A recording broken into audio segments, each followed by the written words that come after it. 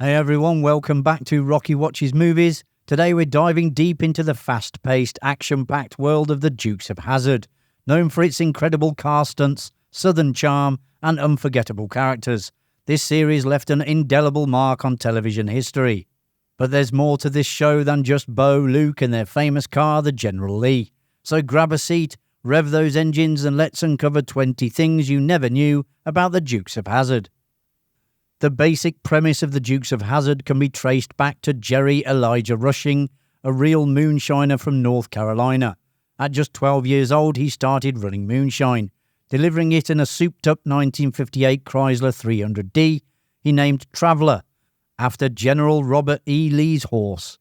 Rushing's exploits, including those with his brother Johnny and cousin Delane, inspired the 1975 movie Moonrunners, which eventually led to the creation of the Dukes of Hazzard.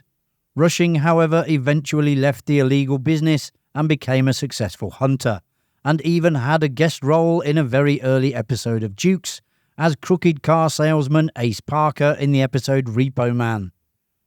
John Schneider was only 18 when he auditioned for the role of Bo Duke, but the producers wanted someone older. Undeterred, Schneider showed up at the audition pretending to be a 24-year-old southern good old boy. He sported a cowboy hat, drank beer and chewed tobacco. He even lied about being a stunt driver. His convincing performance earned him the role, even though he had to learn how to drive like a Duke later on. Tom Wopat, who played Luke Duke, and John Schneider had an unusual first meeting, while both were in the bathroom. When Wopat came to audition, the two struck up a conversation in the can. Schneider noticed Wopat's guitar, and the two began discussing music, forming an instant bond while on the crapper. This natural chemistry carried over into their screen test, helping Wopat land the role. The hood slide became one of the show's iconic stunts, but it wasn't planned. Tom Wopat's first attempt to slide across the General Lee's hood was accidental. He tried to jump over the car but slipped, turning it into a hood slide. The General Lee was no ordinary car. It was a heavily modified '69 Dodge Charger designed to handle extreme stunts. Mechanics fitted it with custom wheels and heavy-duty suspension. To perform the series' signature 180-degree turns, the brakes were adjusted and interior steel roll bars were added for the safety of the driver and passenger. The General Lee was often seen flying through the air, landing perfectly on its rear wheels. In reality, cars would normally nosedive due to their front-heavy design. To fix this, the crew added concrete ballast, sandbags or weight boxes in the car's trunk, allowing it to land rear first during jumps and perform as scripted. One of the General Lee's most recognisable features is its horn, which plays the tune of Dixie. Interestingly, the use of this horn was a fluke. While filming the early episode High Octane, they heard a passing car play the tune. John Schneider loved it so much that they chased the car down and bought the Dixie horn from the driver for $300. From that moment, the Dixie horn became an inseparable part of the General Lee's legacy. The General Lee became legendary for its gravity-defying jumps. The jumps broke records, but finding exactly what records were broken has proved to be difficult. A lot of sources say that the jump from the first episode of 16 feet in the air and soaring 82 feet over Roscoe set a world record. Others say the river jump from the last episode in Season 1, Double Sting, set a world record. This must have been for the longest jump on TV. Whichever records were broken, there is no denying that when it comes to jumps, the General Lee is in a league of its own. If you're enjoying the video, a subscribe to the channel would be as fun as a wild ride in the General Lee. Over the course of the series, somewhere around 300 Dodge Chargers were wrecked, making the General Lee's destruction almost routine. Despite the car's seeming invincibility on screen, the reality was that the Chargers couldn't withstand the punishment. Many Chargers were either wrecked beyond repair or scrapped for parts after stunts. Due to the number of Chargers being destroyed, the show inadvertently caused a shortage of Dodge Chargers across the US. As the series progressed, it became harder to find Chargers to modify for the show. Some crew members even left notes on random Chargers windscreens asking owners to sell their cars to the show. The General Lee was the primary attraction for viewers of the series. For years, the show wrecked tons of them, creating some terrific footage. To save money and because of the shortage of cars, Warner Brothers decided to use miniature cars.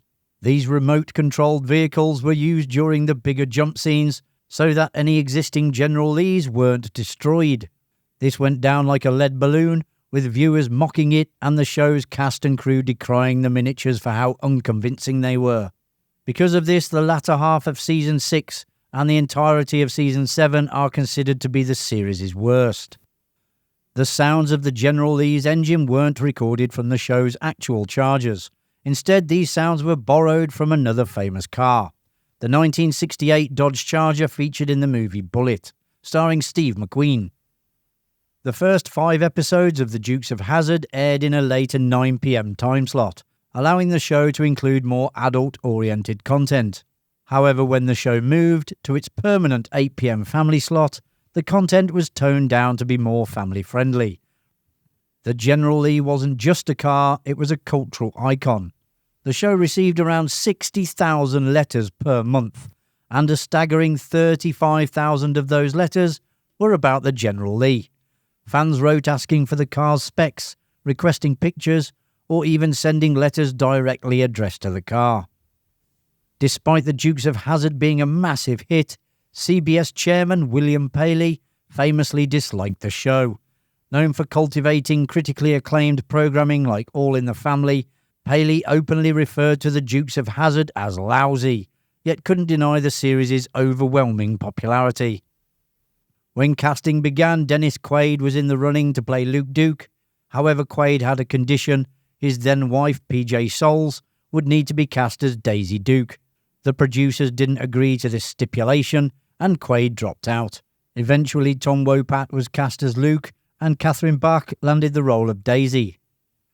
Daisy Duke wore her shorts so famously that the term Daisy Dukes was coined after them. However, when Bach first appeared in the show, the network was concerned that her shorts were too revealing. To appease the censors, they made her wear sheer pantyhose underneath, ensuring no accidental wardrobe malfunctions. Wopat and Schneider walked off the show in 1982 before the filming of the 5th season, after demanding their cut of the show's massive merchandising revenue, which was, by one estimate, more than $190 million in 1981 alone. They were replaced by Byron Cherry and Christopher Mayer, who played cousins Coy and Vance. However, the new Duke cousins were very unpopular with fans, and the ratings tanked. They made 19 episodes, including one with Wopat and Schneider, when they returned after they resolved their contract issues. In 2015, Warner Brothers decided to stop licensing the Dukes of Hazzard merchandise featuring the Confederate flag, which prominently appeared on the General Lee's roof. The decision followed growing controversy surrounding the flag's symbolism. John Schneider expressed his anger with the decision, saying, "Is the flag used in such other applications? Yes, but certainly not on the Dukes.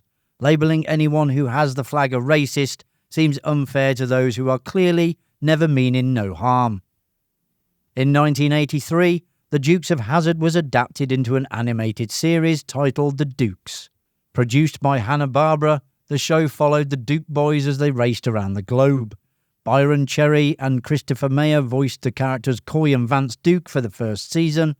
The second season featured Wopat and Schneider as Bo and Luke. The animated version lasted only 20 episodes before it was cancelled. And there you have it, folks. You now know a little bit more about the Dukes of Hazzard.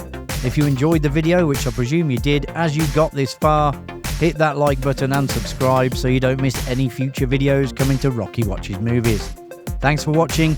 I'll see you in the next one. Bye for now.